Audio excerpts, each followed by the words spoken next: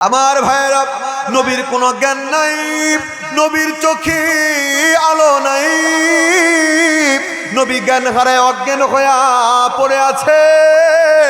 যায়েদ ইবনে হারেসা কান্দে, মালিক নিও না, নিও না, দয়ার নবী রে আমাদের কাছ থেকে উঠায়া নিও না।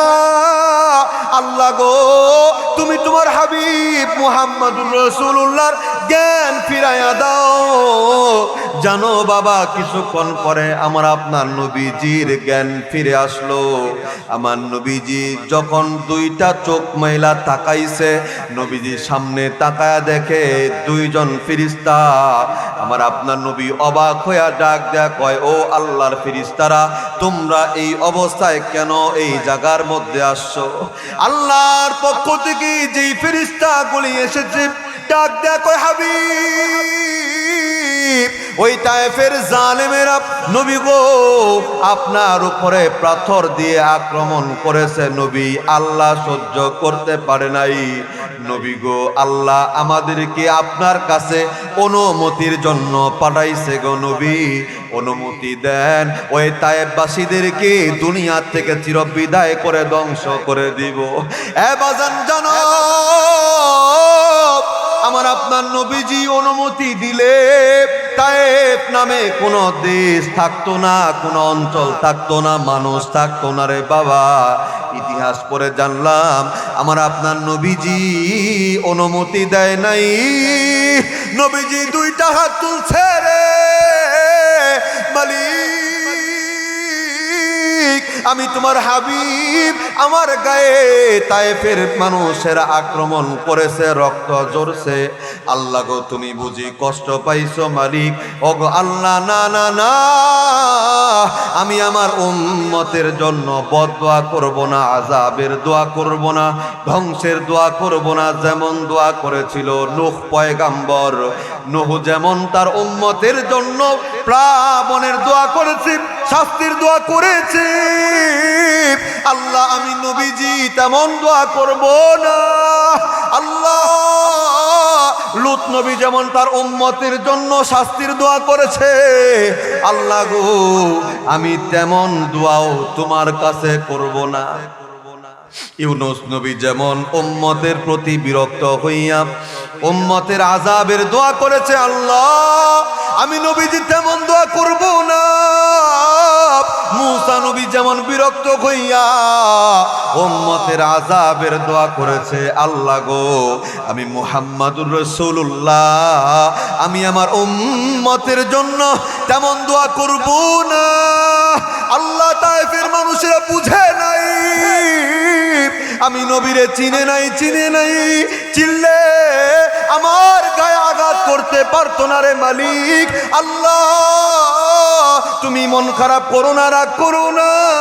আল্লাহ তুমি যদি তাদেরকে ধ্বংস করে দাও, আমি নবী কার কাছে লা ইলাহা ইল্লাল্লাহর দাওয়াত দিব? আল্লাহ গো, তুমি আমার উম্মত রে ধ্বংস করে দিও না, তুমি আমার উম্মতকে মাফ করে দাও। হে বাজার, যেই উম্মত নবীর গায়ে রক্ত জড়াইল রে বাবা, আমার আপনার নবীজির হৃদয়ে সেই উম্মতের জন্য মায়া, নবীজি বদদোয়া করে না। আমার আল্লাহ তো কোরআনে ওই বিষয় জানাইছে, ওমা আরসালনাকা ইল্লা রাহমাতাল লিল আলামিন। নবী গো, আমি আপনাকে দুনিয়ার মানুষের জন্য, বিশ্বের জন্য রহমত করে পাঠাইছি। আওয়াজ দিয়া জোরে সুরে বলা যায়নি আল্লাহু আকবার। একটা বিষয়ের উপর আলোচনা করতে চাই, সে বিষয়টা হলো মেরাজুন নবী সাল্লাল্লাহু আলাইহি ওয়াসাল্লাম। বিশ্ব নবীর মেরাজ, এই মেরাজ সংক্রান্ত আজকের আমার এই আলোচনা চলবে। আমি যদি আপনাদেরকে জিজ্ঞেস করি, বাবা বলুন তো, বর্তমান আরবি যে মাস চলে, আরবি, এই মাসটার নাম কি? আমরা বলতে পারবো? এটা আমাদের জন্য বড় দুঃখজনক বিষয়। আমরা মুসলমান, কিন্তু অনেকে এটা জানি না, কেউ কেউ জানি আলহামদুলিল্লাহ। এটা আরবিতে রজব মাস চলে। কি মাস? রজব মাস, অর্থাৎ এ মাস পরে হলো শাবান, এরপরেই হলো রমজান। মাঝখানে একটি মাস আছে, এরপরেই রমজান মাস আছে। কিন্তু দুঃখ আর ভারাক্রান্ত হৃদয় নিয়ে বলতে হয়, আমরা আরবি মাসের খবর জানি না, কিন্তু ইংরেজি মাস নিয়ে আমাদের নাচানাচি আছে না না? আওয়াজ দেয়া কোন আছে না নাই? আছে। কিন্তু আমাদের মৌলিক যেটা জানা দরকার, যেটার সাথে মুসলমানের ঈমান ও আমল জড়িত, আমরা এটা জানি না। রজব মাস অনেক গুরুত্বপূর্ণ মাস। অনেক মাসের মধ্যে এই মাসটা অনন্য, দামি একটা মাস। রজব মাস আসলেই একটা কথা বলে শুরু করি। রজব মাস আসলেই আল্লাহর নবীজি উম্মতকে একটা দোয়া শিখাইছেন। দোয়া আমার সঙ্গে আপনারা পড়বেন, মুখস্থ করে যাবেন ইনশাআল্লাহ। কি দোয়া শিখাইলেন নবীজি? নবীজি বলছেন, উম্মত রজব মাস আসলে তোমরা দোয়া করবে, আল্লাহুম্মা বারিক লানা ফি রজব ওয়া শাবান ওয়া বাল্লিগনা রমাদান। আমার সঙ্গে পড়ুন তো, মা বোনরা যারা আছেন তারাও আমার সঙ্গে পড়বেন মনে মনে আপনাদের ওই জায়গাতে। আল্লাহুম্মা পড়েন, আল্লাহুম্মা বারিক লানা ফি রজবা ওয়া শাবান ওয়া বাল্লিগনা রমাদান। সকলেই বলেন আমিন। এই দোয়ার মধ্যে নবীজি তিনটা মাসের নাম নিয়েছেন। একটা হলো রজব, আর একটা হলো শাবান, আর শেষে নবীজি বলেছেন রমজান। এই দোয়ার বাংলা অর্থ হলো, হে দয়াময় প্রভু, আপনি আমাদেরকে রজব মাস এবং শাবান মাসে বরকত দিন, রমজান মাস পর্যন্ত আমাদেরকে পৌঁছে দিন। আমিন বলেন, আমিন বলেন। নবীজি রজব মাস আসলেই দোয়া করতেন, আল্লাহ হায়াত যেহেতু এতদিন রেখেছিলেন, রজব আর শাবানে মাইরেন না, রমজান পর্যন্ত হায়াত বাড়িয়ে দিন।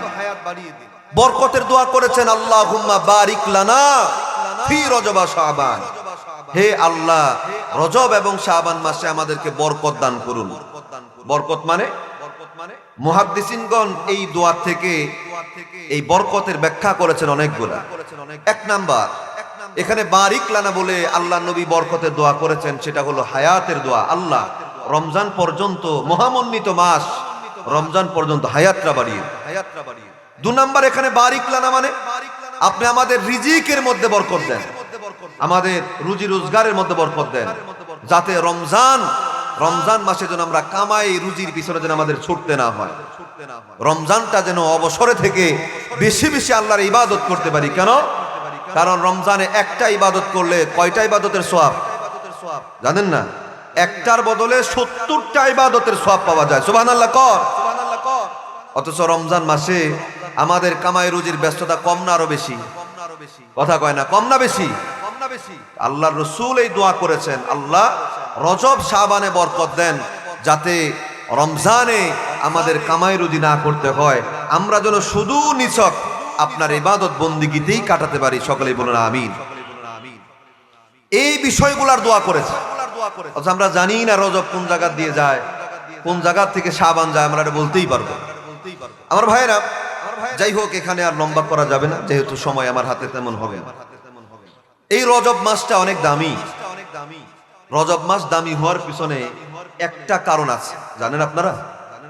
কারণটা হলো রজব মাসে নবীজির জীবনে এক অলৌকিক ঘটনা ঘটেছে, যেটাকে বলা হয় মেরাজের ঘটনা। সুবহানাল্লাহ কোন।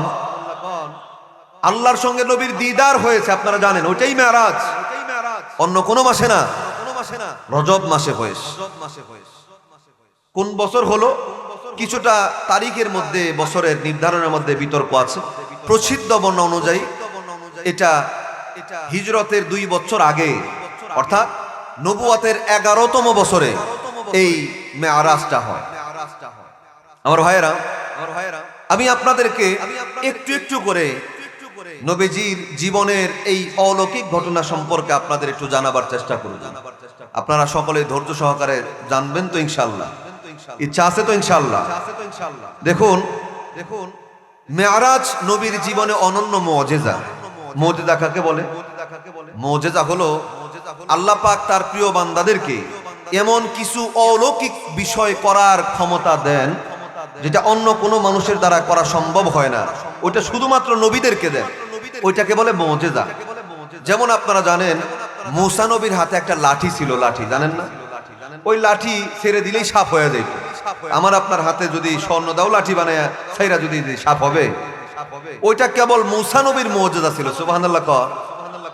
আপনারা জানেন সুলাইমান নবীর একটা তখ্ত ছিল, সিংহাসন। আমি যে চেয়ারের মধ্যে বসছি, যতই ফুফা দেই চেয়ার কি আকাশে উড়বে? সুলাইমান নবীর ওই সিংহাসন চেয়ারটা আকাশে উড়ে যাইতো, জানেন না আপনারা? জানেন না? এটা ছিল সুলাইমান নবীর মুজিজা। হাতের মধ্যে একটা আংটি ছিল, ওই একটা আংটির বশীভূত ছিল সমস্ত জিনগুলা। সুবহানাল্লাহ। কোন এটা ছিল সুলাইমান নবীর মুজিজা। দাউদ নবী, উনি শক্ত লোহার মধ্যে ধরলে ওইটা একদম নরম হয়ে যাইত। আমি আর আপনি এটা ধরলে কি নরম হবে? এটা ছিল দাউদ নবীর মুজিজা। সুবহানাল্লাহ বলেন।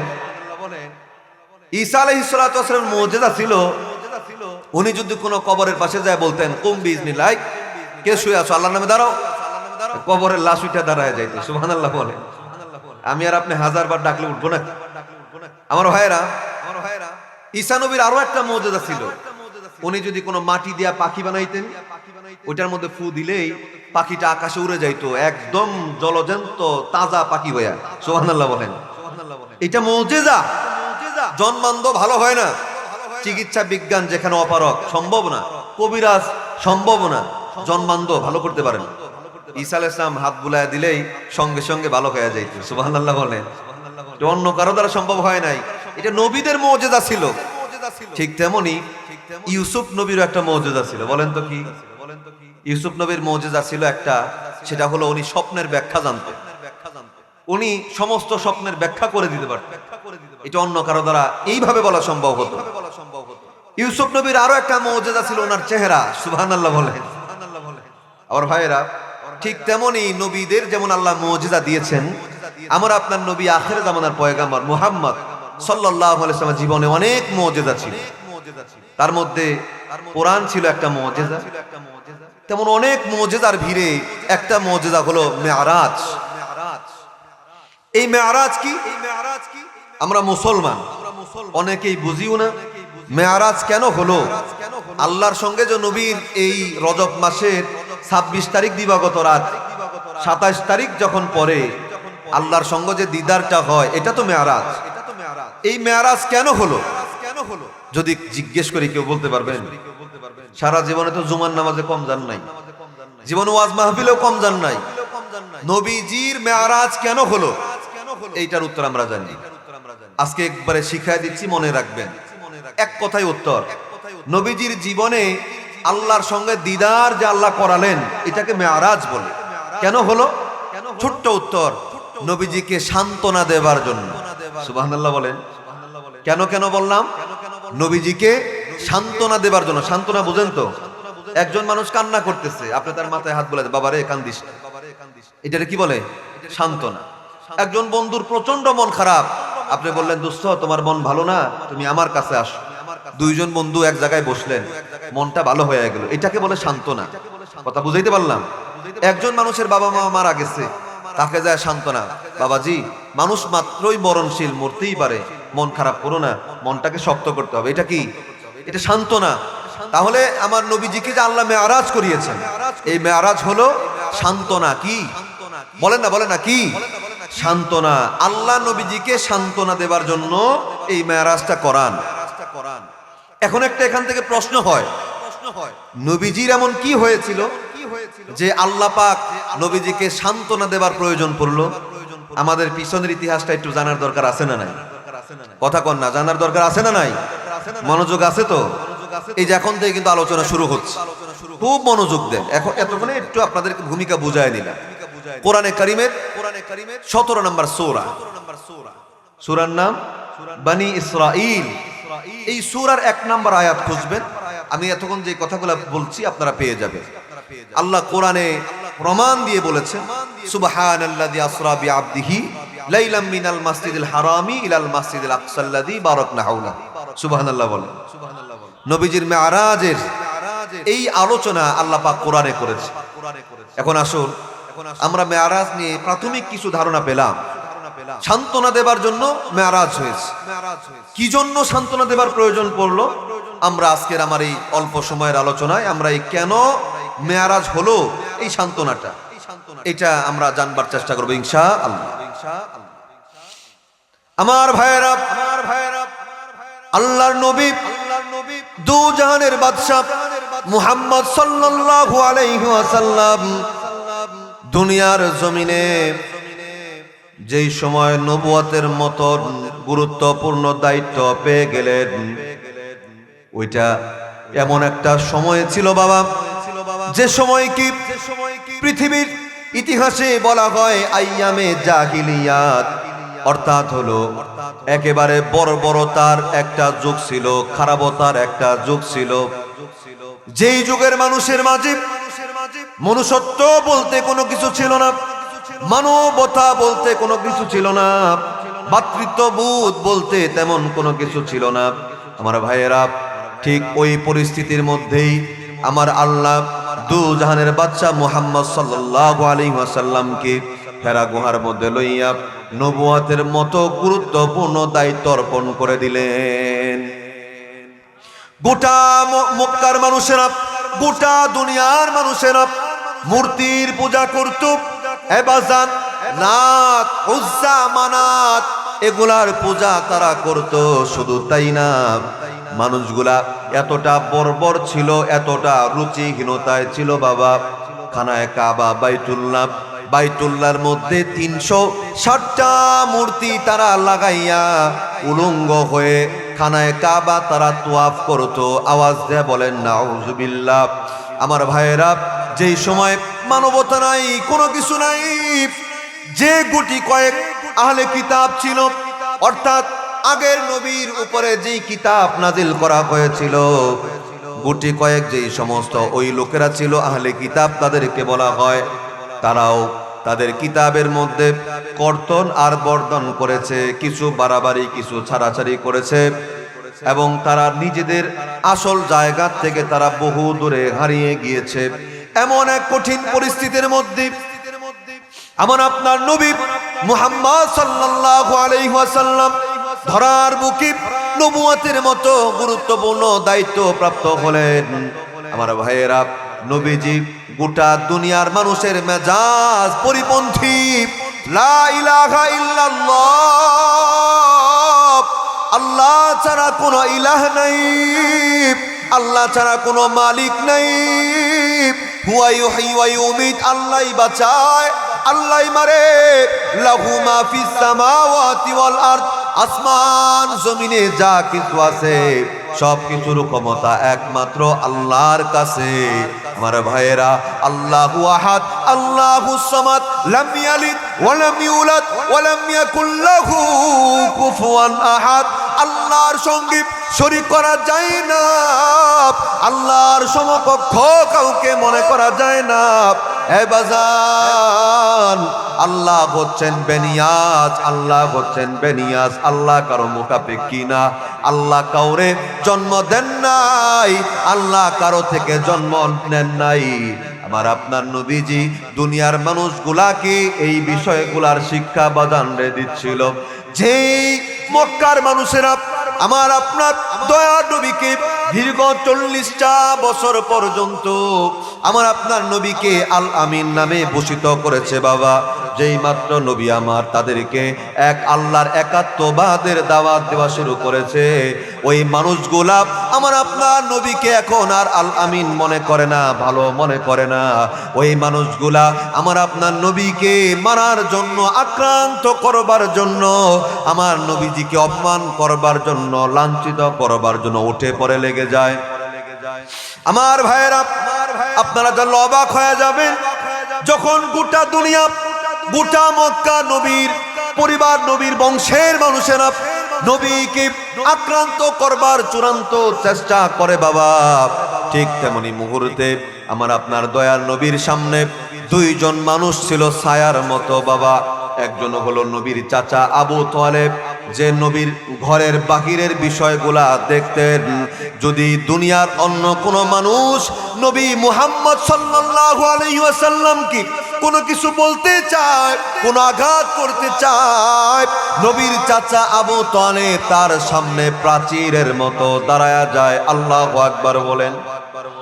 বাহিরে নবীর চাচা আবু তালেব নবীরে সাপোর্ট দেয়, আর ঘরের ভিতরটা নবীর বিবি খাদিজা বিনতে খুয়াইলিদ নবীজির প্রিয়তমা স্ত্রী ঘরটাতে নবীজিকে সাপোর্ট দেয়। স্বামী আমার, বাড়িতে আপনার সন্তান আছে, আমার চিন্তা সন্তানের চিন্তা আপনার করার কোনো প্রয়োজন নাই।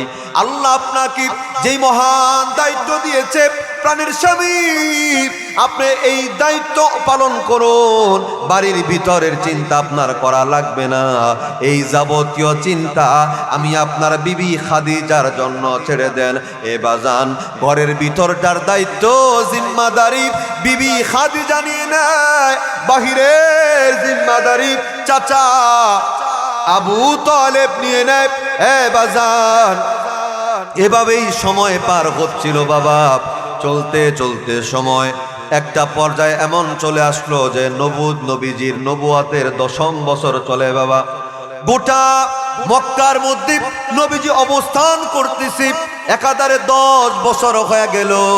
এ বাজান জানো, নবুয়াতের 10ম বছরে এসে যখন গোটা মক্কা সহ গোটা পৃথিবীর মানুষেরা নবীর দুশ্মন হয়ে যায়, গুটি কয়েক মাত্র মুসলমান ইমানদার বাবা, ঠিক ওই মুহূর্তে, তার কিছুদিন আগ মুহূর্তে আমার আপনার নবীজিকে তার পরিবার সহ বাবা জেলখানার মধ্যে বন্দি রাখা হয় একাধারে 3 বছর। আমার নবীজি 3 বছর পর্যন্ত পরিবার পরিজন নিয়ে চাচা আবু তালেব সহ সাহাবায়ে কেরাম সহ জেলখানার মধ্যে বন্দি থাকেন। ওই জেলখানার মধ্যেও চাচা আবু তালেব নবীরে ছাড়ে নাই। ওই জেলখানার দুর্দিনেও বিবি খাদিজা নবীরে ছাড়ে নাই। এবাজান জানব, জেলখানা থেকে যখন মুক্ত হয়ে যায়, নবুয়তের 10ম বছরে এসে নবীজির চাচা আবু তালেব দুনিয়া থেকে চিরবিদায় নিয়ে চলে যায় বাবা। আর দেখতে দেখতে নবীজির মনটা এত খারাপ হয়ে যায়, যেই চাচা বাহিরটাতে আমি নবী মুহাম্মদকে সাপোর্ট দিত, আমার সেই কলিজা টুকরা চাচা দুনিয়া থেকে বিদায় নিল। নবী আমার একেবারে ভেঙে পড়ল। জানো, নবীজির প্রিয় মানুষ চলে গেছে দুনিয়া থেকে, এই বিরহ বেদনা এখনো পর্যন্ত কাটে নাই। কেবল মাত্র 6 দিন অতিবাহিত হয়েছে। 6 দিনের ব্যবধানে নবীজির বাড়ির ঘরের যিনি সাপোর্ট ছিলেন, নবীজির প্রিয়তমা বিবি খাদিজাও দুনিয়া থেকে চিরবিদায় নিয়ে এবাজান আমার নবীকে ছেড়ে একা একা খাদিজা দুনিয়া থেকে বিদায় নিয়ে বাজানরে চলে গেলেন। আমার নবীজি আরো ভেঙে পড়লেন, এতটা ভেঙে পড়লেন, এতটা দুশ্চিন্তাগ্রস্ত আমার আপনার নবী হয়ে গেলেন। ইতিহাসের পাতায় নবুয়তের ওই 10ম বছরটাকে আমুল হুজন তথা দুশ্চিন্তার বছর নামে আখ্যায়িত করা হয়েছে বাবা। এ বাজান, নবীজির ঘরে নবীজির প্রিয়তমা বিবি নাই, নবীজির বাহিরে নবীজিকে আগলে রাখার মতো কলিজার চাচা আবু তালেব জীবিত নাই। গোটা মক্কার মানুষেরা যেন সুযোগ পাওয়া যায়, মুহাম্মদ রে আর বাঁচাবার তো কেউ নাই, এখন মুহাম্মদকে আমরা যা মনে চাই তাই করব। এ বাজান, আমার নবীজি মক্কার জমিনে একেবারে ভেঙে পড়ে যায়, কিন্তু আল্লাহর পক্ষ থেকে অর্পিত দায়িত্ব দ্বীনের দাওয়াত, লা ইলাহা ইল্লাল্লাহর দাওয়াত নবীজি কোনোভাবেই বন্ধ করতে পারেন না। এজন্য নবীজি তার একজন সাহাবী নাম হলো যায়েদ ইবনে হারেসা, নবীজির পালক সন্তানকে লইয়া আমার আপনার নবীজি দ্বীনের দাওয়াতের কার্যক্রম চালু রাখবার জন্য নবীজি নিজের দুধ মায়ের দেশ হালিমাতুস সাদিয়ার বাবারে দেশ তায়েফের মধ্যে নবীজি পৌঁছে যায়। এ বাজান জানো, নবীজি তায়েফের জমিনে আমার আপনার দয়ার নবী মায়ার নবী তায়েফের জমিনে দীর্ঘ 1 মাস তায়েফবাসীদেরকে দাওয়াত দেয়। লা ইলাহা ইল্লাল্লাহ মুহাম্মাদুর রাসূলুল্লাহর দাওয়াত দেয়। এ বাজান জানো, নবীজির কিন্তু দুনিয়ার জমিনে বাবা ছিল না গো, মা ছিল না। বিবি খাদিজা আগলে রাখতো। বিবি খাদিজাও দুনিয়া থেকে বিদায় নিয়েছে মাত্র কয়েকদিন হলো। আর তার আগে নবীজির প্রিয় চাচা আবু তলেব যদিও মুসলমান হয় নাই, এরপরেও নবীজিরে আগলে রাখতো চাচা আবু তলেব দুনিয়া থেকে বিদায় নিয়েছে কয়েকদিন হলো। আমার আপনার নবীজি দিনের দাওয়াত চালু রাখবার জন্য ভারাক্রান্ত মন নিয়ে চলে গেলেন তায়েফের জমিনে। দীর্ঘ একটা মাস পর্যন্ত তায়েফবাসীদেরকে বাজানরে বাড়িতে গিয়ে গিয়ে একাএকি দলবদ্ধ মানুষের সামনে গিয়ে গিয়ে, আবার নবীজি কখনো বাজারে গিয়ে গিয়ে তায়েফের মানুষগুলার কাছে লা ইলাহা ইল্লাল্লাহ মুহাম্মাদুর রাসূলুল্লাহর দাওয়াত দিচ্ছিল বাবা। কিন্তু আপনারা জানলে অবাক হবেন, তায়েফের নিষ্ঠুর কাফিররা আমার আপনার দয়াল নবীর দাওয়াত গ্রহণ করে নাই। শুধু কি তাই বাবা, নবীজি দাওয়াত দেয়, তায়েফের মানুষেরা নবীর দাওয়াত গ্রহণ করে না। এখানেই শেষ হতে পারত, কিন্তু হলো না। ওই তায়েফের নিষ্ঠুর কাফেরেরা দুষ্ট প্রকৃতির সন্তানদেরকে লেলায়া দিল। এই যে মুহাম্মদ নামের ব্যক্তিটারে দেখো, এই মুহাম্মদ নামের ব্যক্তিকে যেই জায়গার মধ্যেই তোমরা দেখবা, ওই জায়গার মধ্যেই তার উপরে তোমরা আক্রমণ করবা, পাথর তোমরা নিক্ষেপ করবা। এ বাজান জানো, আমার আপনার নবীজি দীর্ঘ একটা মাস পর্যন্ত তায়েফবাসীদেরকে দ্বীনের দাওয়াত দিলেন। তায়েফবাসীরা দাওয়াত তো গ্রহণ করলই না। আমার নবীজি ভারাক্রান্ত হৃদয় নিয়ে তায়েফবাসীদের কাছ থেকে ব্যর্থ হয়ে বাজানরে ফিরে আসবেন। এমন মুহূর্তে ওই দুষ্ট দুষ্ট কাফের সন্তানেরা তায়েফবাসীরা যেই নবীর গায়ে মশা মাছি পর্যন্ত কোনোদিন বসে নাই রে বাবা, যেই নবীর গায়ে রোদের তাপ কোনোদিন লাগে নাই, আমার আপনার নবীজি যদি কখনো কোনো খোলা আকাশের নিচ দিয়ে বাজান একা একা নবীজি চলতো, ওই যে আকাশের মেঘগুলা আমার আপনার নবীজির মাথার উপরে ছায়া দেওয়ার জন্য চলে আসতো। আমার আপনার নবীজি যদি কোনো গাছের কাছ দিয়ে যাইতো, গাছ হেলে দুলে আমার আপনার দয়ার নবী মুহাম্মদ সাল্লাল্লাহু আলাইহি ওয়াসাল্লামকে ছায়া প্রদান করত। চিৎকার দিয়ে আওয়াজে বলা যায়নি সুবহানাল্লাহ। যেই নবীর গায়ে মশা বসে না, যেই নবীর গায়ে মাছি পর্যন্ত বসে না, যেই নবীর গায়ে সূর্য তাপ লাগতে দেয় না, যেই নবীর গায়ে গাছ পর্যন্ত ছায়া দেয়, মেঘমালা ছায়া দেয়, ওই নিষ্ঠুর কাফেরেরা আমার নবীর মায়া ভরা চেহারাও তাদের হৃদয়ে কোনো দাগ কাটতে পারে নাই। আমার নবীর গায়ে পাথর ছুঁড়ে মারে রে।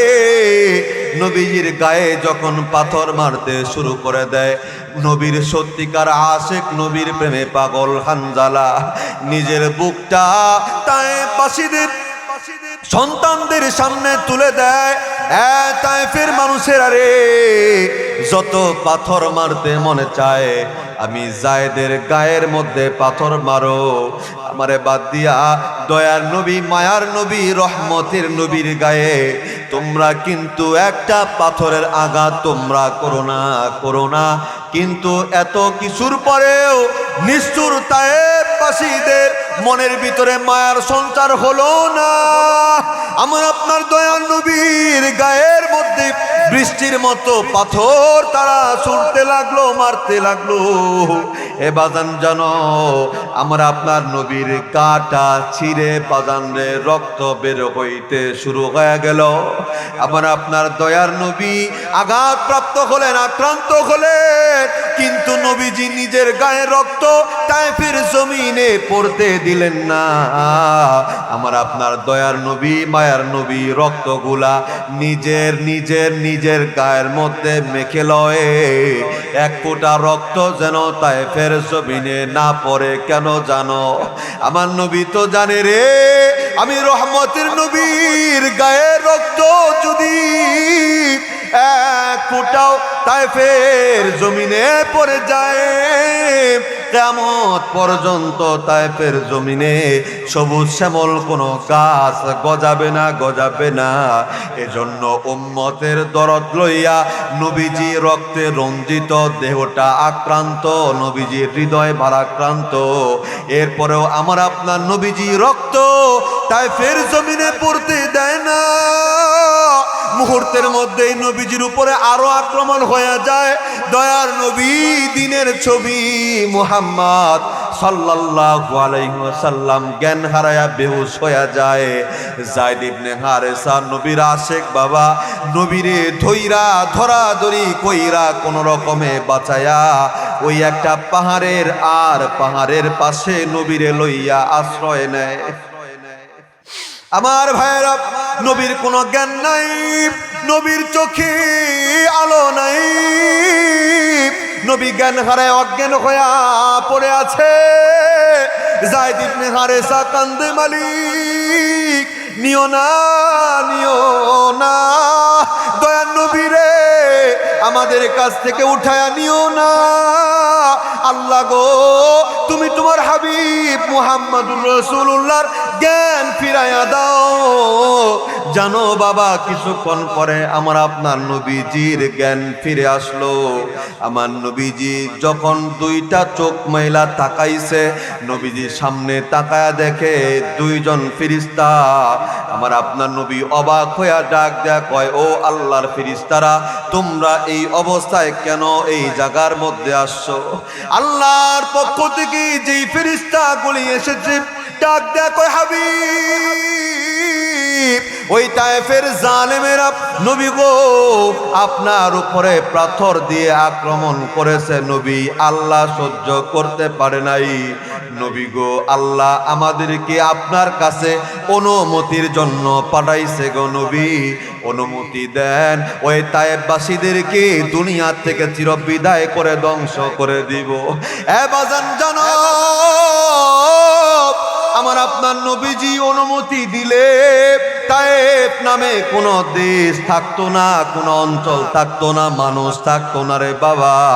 ইতিহাস পড়ে জানলাম আমার আপনার নবীজি অনুমতি দেয় নাই। নবীজি দুইটা হাত তুলছে, রে মালিক, আমি তোমার হাবিব, আমার গায়ে তায়েফের মানুষেরা আক্রমণ করেছে, রক্ত ঝরছে। আল্লাহ গো, তুমি বুঝি কষ্ট পাইছো মালিক? ওগো আল্লাহ, না না না, আমি আমার উম্মতের জন্য বদদোয়া করব না, আযাবের দোয়া করব না, ধ্বংসের দোয়া করব না। যেমন দোয়া করেছিল নূহ পয়গাম্বর, নূহ যেমন তার উম্মতের জন্য প্লাবনের দোয়া করেছে, শাস্তির দোয়া করেছে, আল্লাহ আমি নবীজি তেমন দোয়া করব না। আল্লাহ, লূত নবী যেমন তার উম্মতের জন্য শাস্তির দোয়া করেছে, আল্লাহ গো আমি তেমন দোয়াও তোমার কাছে করব না। ইউনূস নবী যেমন উম্মতের প্রতি বিরক্ত হইয়া উম্মতের আযাবের দোয়া করেছে, আল্লাহ আমি নবীজি তেমন দোয়া করব না। মুসা নবী যেমন বিরক্ত হইয়া উম্মতের আযাবের দোয়া করেছে, আল্লাহ গো আমি মুহাম্মাদুর রাসূলুল্লাহ, আমি আমার উম্মতের জন্য তেমন দোয়া করব না। আল্লাহ, তায়েফের মানুষেরা বুঝে নাই, আমি নবীরে চিনে নাই, চিনলে আমার গায়ে আঘাত করতে পারতো না রে মালিক। আল্লাহ তুমি মন খারাপ করো না, রাগ করো না। আল্লাহ তুমি যদি তাদেরকে ধ্বংস করে দাও, আমি নবী কার কাছে লা ইলাহা ইল্লাল্লাহর দাওয়াত দিব? আল্লাহ গো, তুমি আমার উম্মত রে ধ্বংস করে দিও না, তুমি আমার উম্মতকে মাফ করে দাও। হে বাজার, যেই উম্মত নবীর গায়ে রক্ত জড়াইল রে বাবা, আমার আপনার নবীজির হৃদয়ে সেই উম্মতের জন্য মায়া। নবীজি বদদোয়া করে না, আমার আল্লাহ তো কোরআনে ওই বিষয় জানাইছে, ওমা আরসালনাকা ইল্লা রাহমাতাল লিল আলামিন।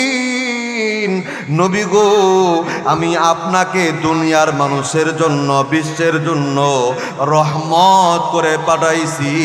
আওয়াজ দিয়া জোরে সোরে বলা যায়নি আল্লাহু আকবার। আমার ভাইয়েরা, নবীর দিলে উম্মতের জন্য যে মায়ারি, যেই দয়া, এত মায়া, এত দয়া দুনিয়ার জমিনে অন্য কোন মানুষের জন্য করতে পারবে না। এই জন্যই তোমার আল্লাহ নবীরে সান্ত্বনা দিয়া বলেছে, নবী গো, উম্মতের জন্য এত চিন্তা করিয়েন না গো নবী। এত চিন্তা করলে লাআল্লাকা বাখিউন নাফসাকা আল্লাহ ইয়াকুনু মুমিনিন। এত চিন্তা উম্মতের জন্য করলে নবী গো, আপনার কলিজাটা বুঝি ফাইটা যাবে। এজন্য নবী উম্মতের জন্য এত মায়া করবেন না। এ বাজান, এত মায়ার নবী আমার, এত দয়ার নবী আমার, এত মায়ার নবী আমার, আমরা জীবনে আর কোনো দিন এমন মায়ার নবীকে দেখতেও পারবো না বাবা। এ বাজান, এই জন্য তো নবীর প্রেমে পাগল হইয়া নবীর আশিক গান গায়। যারা পারো আমার সঙ্গে গাওয়ার চেষ্টা করো। দয়ার নবী ধ্যানের ছবি আহার আসবে না জগতে, বলুন দয়ার নবী ধ্যানের ছবি আর আসবে না জগতে। 63 সাল জিন্দেগি কাঁদলেন বলে উম্মতি, 63 সাল জিন্দেগি কাঁদলেন বলে উম্মতি, এখনো কান্দেন নবী শুয়ে মদিনায়। দয়ার নবী ধ্যানের ছবি আহার আসবে না দুনিয়ায়, বলুন দয়ার নবী প্রাণের ছবি আহার আসবে না দুনিয়ায়। কথা বলেন ঠিক না বে ঠিক? এ বাজান, এ বন্ধু, যেই মাত্র আমার নবীজি তায়েফ থেকে আঘাতপ্রাপ্ত হইয়া, এ বাজান, তায়েফের মানুষের নবীর দাওয়াত গ্রহণ করলো না। নবীজি ভারাক্রান্ত হৃদয় নিয়ে তায়েফ থেকে মক্কায় আবার ফিরত আসলো বাবা। এবার আমি আপনাদের কাছে জানতে চাই, নবীর সবচাইতে ভালো লাগার দুইজন মানুষ, খাদিজা নাই, নবীর চাচা আবু তালেব নাই। নবীজি মক্কা থেকে তায়েফে যায়, ওই মানুষগুলাও নবীরে গ্রহণ করে নাই রে বাবা।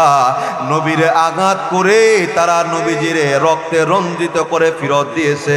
এবার আপনাদের কাছে জানতে চাই, বলেন না, এবার নবীজি মক্কার জমিনে ফিরত আসলো, বলুন না, নবীজির মনটা কি ভালো না নবীর মনটা খারাপ? আওয়াজ দেয়া কর। নবীর মন ভালো না নবীর মন খারাপ? নবীর মন চূড়ান্ত পর্যায়ের খারাপ হয়ে গেল। আরে, যেই উম্মতের জন্য আমি তায়েফ গেলাম, সেই উম্মত আমাকে রক্তে রঞ্জিত করে ফিরত দিল। নবীজির বাহিরে যে যাবে চাচা আবু তালেব নাই, বাড়ির ভিতরে যে নবীর মাথায় হাত দিয়া নবীরে সান্ত্বনা দিবে, নবীর বিবি খাদিজাও দুনিয়ার জমিনে জিন্দা নাই। আমার ভাইয়েরা, এই যে নবী একদম মনটা নবীজির খারাপ হয়ে গেল, নবীর বুক ভরা ব্যথা, নবীজির মন ভরা শুধু দুঃখ আর যাতনা আর চিন্তা। আমার ভাইয়েরা, বলুন না, গোটা পৃথিবী আমার নবীর জন্য পাগল, আমার আল্লাহ কার জন্য পাগল? কথা কয় না, কার জন্য পাগল? গোটা পৃথিবী নবীর জন্য পাগল, আমার আল্লাহ আমার নবীর জন্য পাগল।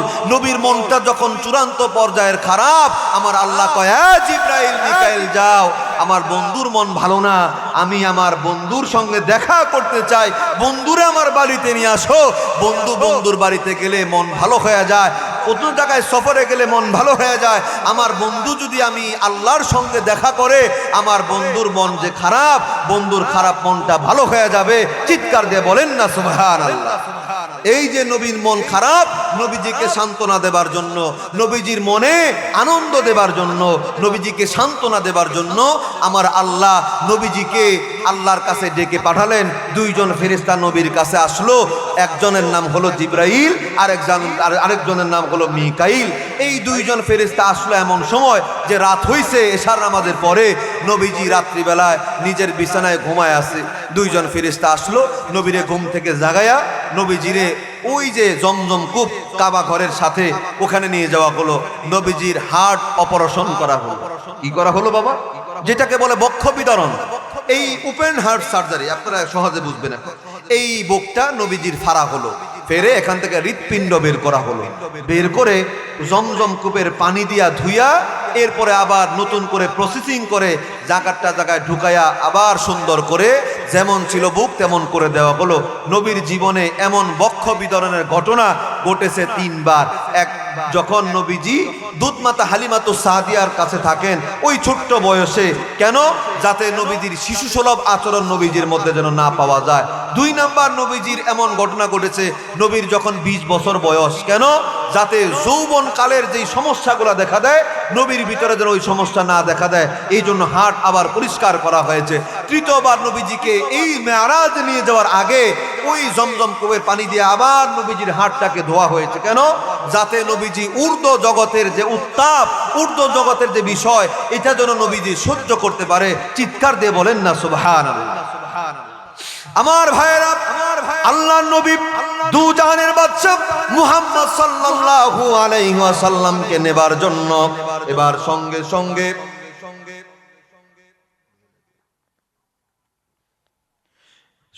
সঙ্গে আমার আপনার নবীজিকে যখন তার হাতটা জাগা মতো রাখা হলো, এবার নবীজির জন্য জান্নাত থেকে একটা বাহন আনা হলো বাবা, যেটা খচ্চরের চাইতে একটু বড়, গাদার চাইতে একটু ছোট, দুটার মাঝামাঝি। এই যানবাহনটার নাম হলো বুরাক। বুরাক সাদা ধবধবা একটা জান্নাতি প্রাণী। তার চোখের দৃষ্টি যত দূর যায় তত দূরে তার এক কদম পরে। সুবহানাল্লাহ কোন। আমার ভাইরা, এই বুরাকের মধ্যে আমার আপনার নবীজিরে উঠানো হলো রে। জিব্রাইল মিকাইল সঙ্গে লইয়া আমার নবীজিকে রওনা। কোথায় যাবে? আল্লাহর সঙ্গে দেখা করাবার জন্য। কিন্তু প্রথমে আগে যাওয়া লাগবে ফিলিস্তিনের বাইতুল মুকাদ্দাস। ফিলিস্তিনের বাইতুল মুকাদ্দাস পর্যন্ত নবীজিকে প্রথমে নিয়ে যাওয়া হলো। আমার ভাইরা, আমার বন্ধুগণ, যেই মাত্র নবীজি বুরাকে আরোহণ করে রওনা দিছে, বাজার রাস্তার মধ্যে নবীজি অনেক অলৌকিক অনেক বিষয়গুলা দেখেছেন। তার মধ্যে একটা হলো, নবীজি যাইতে যাইতে হঠাৎ করে তাকাইয়া দেখে একটা বৃদ্ধা বয়স্কা নারী আমার আপনার নবীজিরে ডাকতেছে। এবার জিব্রাইল কয়, নবী গো, আপনি তার দিকে তাকাবেন না, নবীজি সামনের দিকে চলুন। নবীজি সামনে চলতে শুরু করলো। কিছু দূর যাওয়ার পরে বাজারে একটা বৃদ্ধ সাদা দাড়ি চুল পাকা লোক নবীজিকে ডাকতেছিল। জিব্রাইল ডাক দেখো, নবীজি গো, আপনি তার দিকেও তাকাবেন না, সামনের দিকে চলতে থাকুন। এ বাজান, এই যে বৃদ্ধা নারী, একে বৃদ্ধ পুরুষ কে? এ বাজান, সময় থাকলে পরে বলবা, শোন সামনের দিকে যাব। যেই মাত্র বাজান রে সামনের দিকে যাওয়া বলো আমার ভাইরা, এবার যেই মাত্র বাইতুল মুকাদ্দাস পর্যন্ত আমার নবীজি বাজান রে পৌঁছে যাবে, আমার আল্লাহ রব্বুল আলামিন আমার আপনার নবীজি দু জাহানের বাদশা রে নবীজিকে স্বাগতম জানাবার জন্য আল্লাহর যতগুলা নবী দুনিয়ার জমিনে পাঠাইছিল, সকল নবী গুলারে 2টা লাইন কইরা আমার আল্লাহ দাঁড় করায় রাখছে। আমার আপনার দয়ার নবী, মায়ার নবী মুহাম্মদ সাল্লাল্লাহু আলাইহি ওয়াসাল্লামকে অভ্যর্থনা জানাবার জন্য, আহলান সাহলান মারহাবান জানাবার জন্য। এ বাজান রে, যেই মাত্র নবীজি বুরাকটা লইয়া বাইতুল মুকাদ্দাসের মধ্যে পৌঁছে যায়, আদম নবী থেকে শুরু করে ঈসা নবী পর্যন্ত সকল নবীরা আমার আপনার দয়ার নবীরে আহলান সাহলান মারহাবান বলে আমার আপনার নবীর অভ্যর্থনা জানায়, স্বাগতম জানায়।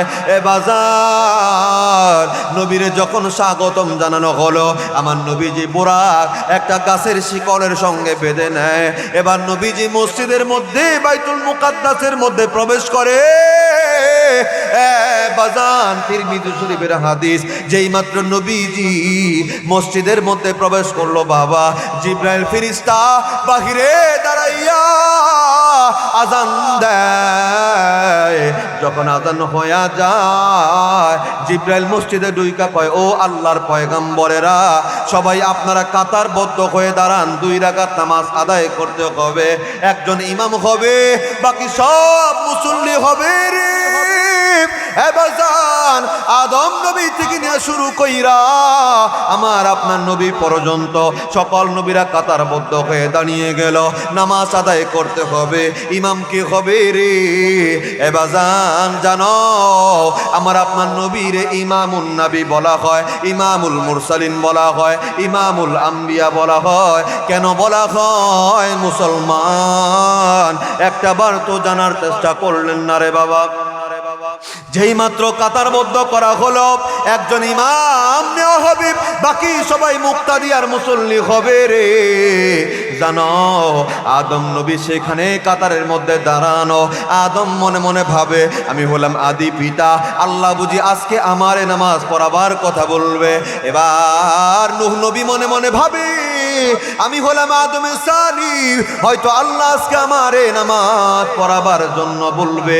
মুসা নবী মনে মনে ভাবে, দুনিয়ার জমিনে একমাত্র আমি সেই নবী যে আল্লাহর সঙ্গে অধিক সময় অডিও কলে কথা বলেছি, হয়তো আল্লাহ আমাকে নামাজের ইমামতির দায়িত্ব দিবে।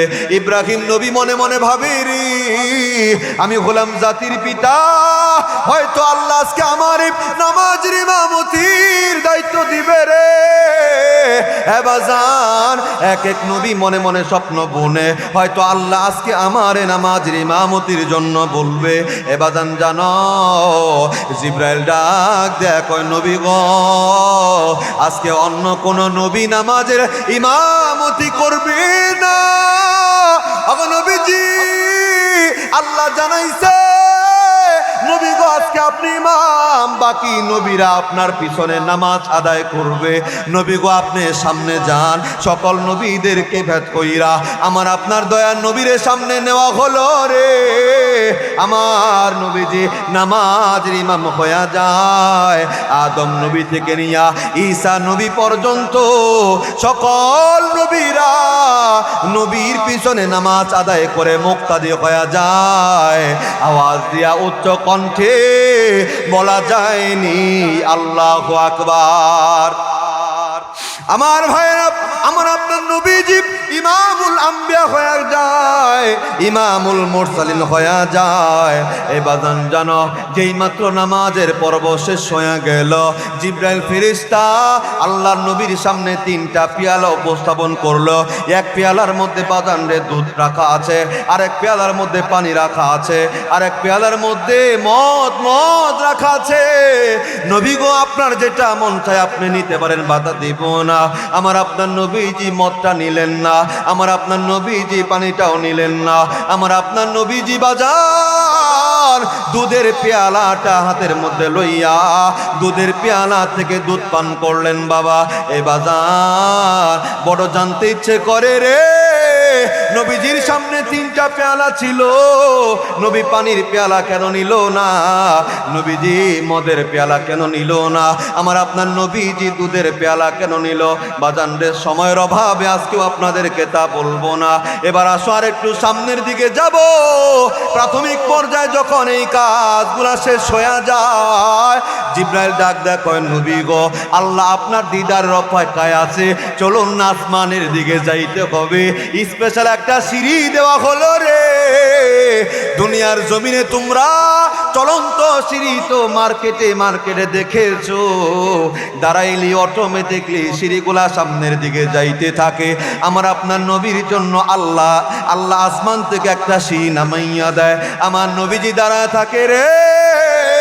সিঁড়িটা নবীরে বাহন কইরা নবীজিরে বাজানে উঠাইয়া আকাশের দিকে লইয়া যায়। যেই মাত্র আমার নবীজি প্রথম আসমান পর্যন্ত পৌঁছে গেল, সেখানে প্রথম আসমানের দরজা যখন খুলে দেওয়া হলো, আমার নবী তাকাইয়া দেখে গো একজন মানুষ গাছের সঙ্গে হেলান দিয়া দাঁড় বসা আছে। আমার নবী তাকাইয়া দেখে ওই লোকটা ডান দিকে কিছু কিছু মানুষ দেখা যায়, আকৃতি আছে, ওই ডান দিকের মানুষ দিকে তাকাইয়া ওই লোকটা হাসে, বাম দিকে কিছু মানুষের আকৃতি দেখা যায়, ওই মানুষগুলার দিকে তাকাইয়া লোকটা আবার কাঁদে। আমার নবীজি কয়, জিব্রাইল চিল্লাম না, উনি আবার কে? তখন জিব্রাইল পরিচয় করাইয়া দেয়, নবীজি গো উনি হলেন আদি পিতা আদম। পরিচয় হন, আদম নবীর সঙ্গে নবীর পরিচয় হইয়া গেল, কথোপকথন শেষ হলো, দ্বিতীয় আসমানের দিকে নবীরে লইয়া রওনা। এ বাজান, যখন দ্বিতীয় আসমানটা নবীর জন্য খুলে দেওয়া হলো, ওই আসমানেও নবীর সঙ্গে আরো দুইজন নবীর সাক্ষাৎ হইয়া যায়। একজনের নাম ঈসা নবী আর একজনের নাম হলো ইয়াহিয়া নবী, তাদের সঙ্গেও কথা হলো। এবার তৃতীয় আসমানে যাবার পালা, সেখানে ইউসুফ নবীর সঙ্গে নবীর দেখা হলো। এরপরে চতুর্থ আসমানে নবী চলে গেলে সেখানে ইদ্রিস নবীর সঙ্গে নবীর দেখা হয়ে যায়। এরপরে নবীজি পঞ্চম আসমানে যায়, সেখানে হারুন নবীর সঙ্গে নবীর দেখা হয়। এরপরে ষষ্ঠ আসমানে যাইয়া দেখে সেখানে মূসা পয়গাম্বর দাঁড়াইয়া আছে।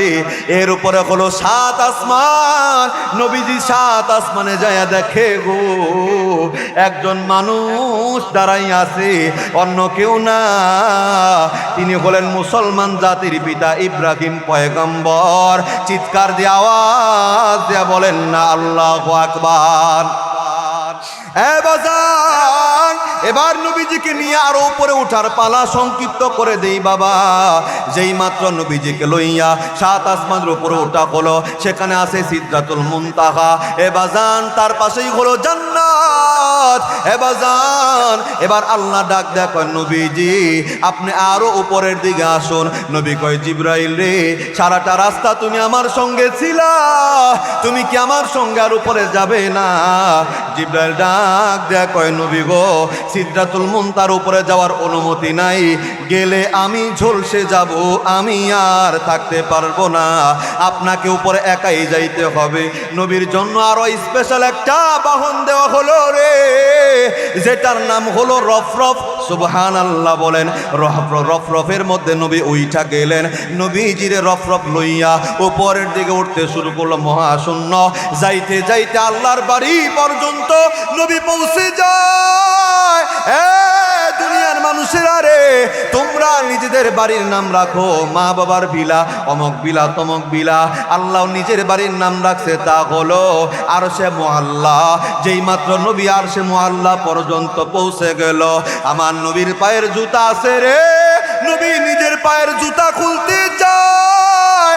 আল্লাহ জানা দেয়, নবী গো আপনার পায়ের জুতা খোলার কোনো দরকার নাই, নবী গো পায়ের জুতা পইরা আপনি আমার সঙ্গে দেখা করার জন্য আসুন।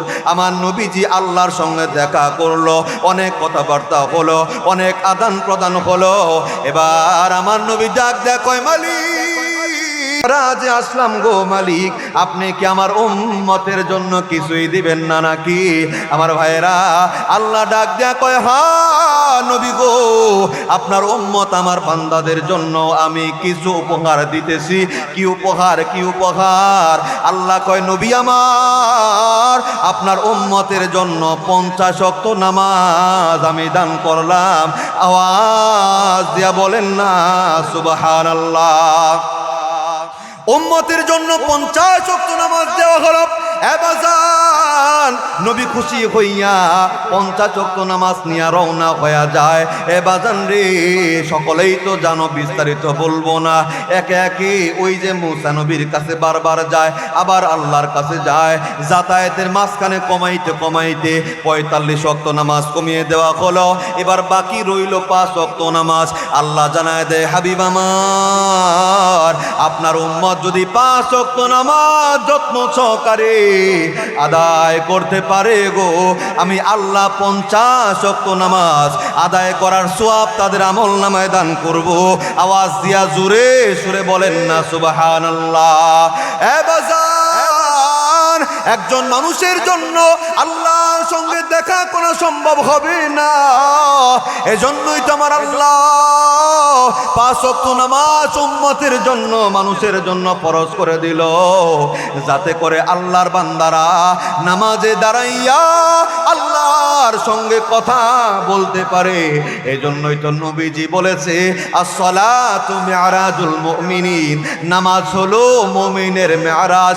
এবাজান জানো, মেরাজ থেকে উম্মতে মুহাম্মাদি কেবলমাত্র একটা জিনিস বিশেষভাবে পাওয়া যায়, সেটা হলো 5 ওয়াক্ত নামাজের হাদিয়া উম্মতে মুহাম্মাদি পেয়ে যায়। চিৎকার দিয়ে আওয়াজ দিয়ে আরেকটাবার বলেন না সুবহানাল্লাহ, আরেকবার বলেন সুবহানাল্লাহ।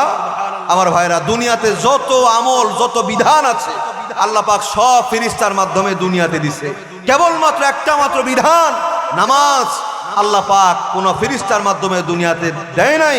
নবীরে আল্লাহর বাড়িতে নিয়া স্পেশাল ভাবে নামাজ দেওয়া হয়েছে। মেরাজ থেকে নামাজ পাওয়া যায়। এজন্য বাবা, মুসলমানের মেরাজ হচ্ছে নামাজ। এজন্য আমরা আজকের এই মেরাজের আলোচনা থেকে বাড়ি পর্যন্ত যেই জিনিসটা নিয়ে যাব তা হলো 5 ওয়াক্ত নামাজ আমরা যথাসময়ে ঠিকঠাক মতো আদায় করবো তো ইনশাল্লাহ। সবাই আওয়াজ দিয়ে বলেন না, করবো তো আদায় ইনশাল্লাহ। আমরা কেউ 5 ওয়াক্ত নামাজ ছাড়বো না। এই নামাজ আল্লাহর সঙ্গে মুসলমানের সেতু বন্ধন। নামাজ পড়লে আল্লাহ খুশি হয়, আল্লাহ জান্নাত দিবে। এই জন্য নামাজ আমরা ছাড়বো না। আল্লাহ পাক রব্বুল আলামিন যা কিছু বললাম খুব তাড়াহুড়া করে কোনো রকমে শেষ করেছি। ভাইজান চলে এসেছে, আরো অনেক কথা ছিল, ওই যে মাঝখানে কিছু কিছু কথা রাইখা আসছে, আজকাল ওইটা জানাইলাম না। আমার ভাইয়েরা, আমরা তো বরাবরই আলোচনা করি, ভাইজান দূর থেকে এসেছেন, আপনাদেরকে চমৎকার আলোচনা শোনাবেন। আজ এ কথা বলেই